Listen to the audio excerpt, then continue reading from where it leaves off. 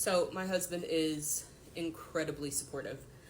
We've been married for a year. We've been together for 8. But when we got married, I had a breast reduction 6 days later. And that was a little bit intentional, a little bit not. I'm a huge planner. So PhD student, we got married in the middle of going to my 2nd and 3rd year, and that was intentional. Because the plan was for us to have a big ceremony this year. But the plan was for us to have a small ceremony so that I could get onto my husband's insurance, because I needed vision insurance. As a grad student, I have decent health insurance, but the vision insurance wasn't as good as I needed it to be. I have horrible vision, and I wear really thick lenses, and I need all of the good coating, and unfortunately none of that was going to be covered. A lot of the times folks are like, oh, just use Zenni, just use those cheap places. Anytime I use Zenni and I use those cheap places, $6 glasses become $150, $200 glasses for me, because I do use them. They just end up being more expensive because of my prescription type. So I wanted to go with, at least for my standard pair, because I always end up ordering multiple pairs of glasses anyway. So I wear regular glasses, sunglasses, and migraine glasses. So I wanted to get new glasses. It had been 3 years since my last eye exam. I needed the insurance. So we get married, have the breast reduction. Breast reduction is how I'm like, okay, this man is very supportive. Because at one point, like, can't really raise my arms at all. So he's washing my hair for me, really taking care of me. I prepped a lot of food, but he's still, like, helping, taking care of all this.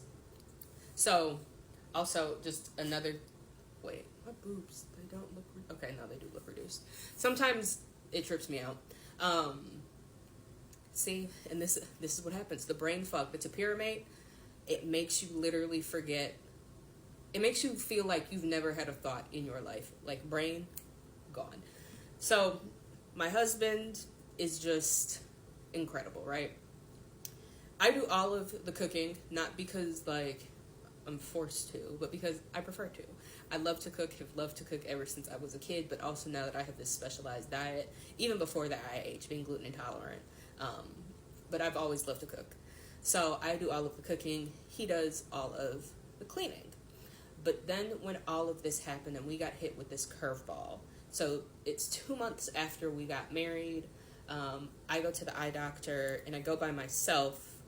A lot of times now we go to the doctor together because I don't drive long distances by myself anymore, and some of the appointments are further out, some of them are close.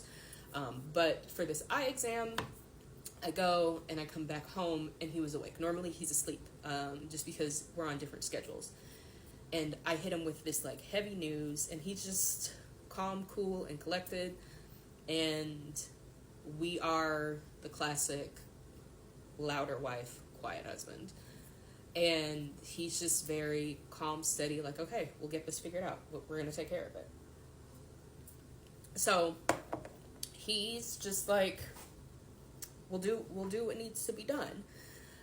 So through all of this, I know that it has been very, like, nerve-wracking, and that I have been nervous. Like, there have been times when I know that both of us have been nervous, because I have seen, I want to say, 7 or 8 different doctors trying to get answers.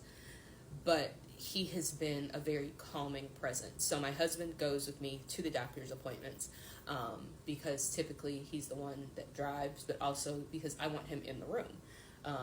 Because a lot of times, because of my memory and my brain fog, I want him there to take notes, and also just kind of like as a second presence. Because the thing that I started realizing with this is the way these doctors were dismissing me and the way they weren't listening. And also I realized that they started treating me differently when my husband was in the room versus when I was by myself. And that was kind of a really fucked up thing. Just kind of when they would give him information and they wouldn't give it to me directly, like, hey, I'm here, but that's neither here nor there. So he goes, takes notes, makes sure that everything is everything, essentially. When we're at home, he's like, what do you need from me? So if you can, find a good support person. Doesn't have to be a romantic support person, but get a support person in your life, someone that's going to help you advocate. Because I don't think I would have advocated for myself as hard as I have if I did not have my husband with me. Because this has been a full-time job. Because most of the time, my day-to-day life looks like, especially on like high-paying days, it looks like me working to a certain point and then him telling me, go lay down, go sit down, drink some water, eat this protein shake. Like, I think a lot of us, we're so used to doing this on our own, but then also having someone that believes that I have the condition. So many people write this off as just headaches. A lot of times when he's telling his friends and family about the condition, he will simplify it as headaches, but he does not dismiss me as saying, oh, you just have headaches. He really understands what this is. And I think that's very important that he sees this fully. That way he's really able, like when I'm not, he's able to advocate for me. And so I think it's important that everyone has someone in their corner to do that, because I'm exhausted. Like, not just having this disorder, but going into the doctor's appointment and just like trying to get these doctors to listen to me. It's tiring. Like, most of the time I go in there and they just want to write you off. They just want to push some meds. And half the time it feels like they're looking at you like this is a waste of their time. And it's like you've spent 3 to 6 months waiting for this appointment, wanting an answer, only for them to sit there and write you off.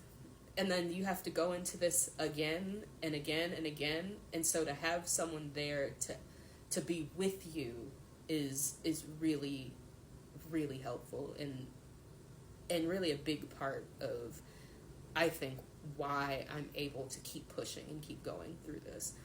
So I hope everyone finds someone. It doesn't have to be a husband, wife, spouse, whatever. Just someone that's going to help you really and be there on this journey, because this journey's hard. Like, so far I've talked a lot about the symptoms and the physical aspect, but this has been a really emotional journey for me. It's a lot when your life kind of changes out of nowhere and all of a sudden you have a rare brain condition and you just have to deal with it because everyone else is just like, oh, figure it out, and everyone else's lives are going on and yours is just kind of in limbo. So yeah, happy whatever day it is out there.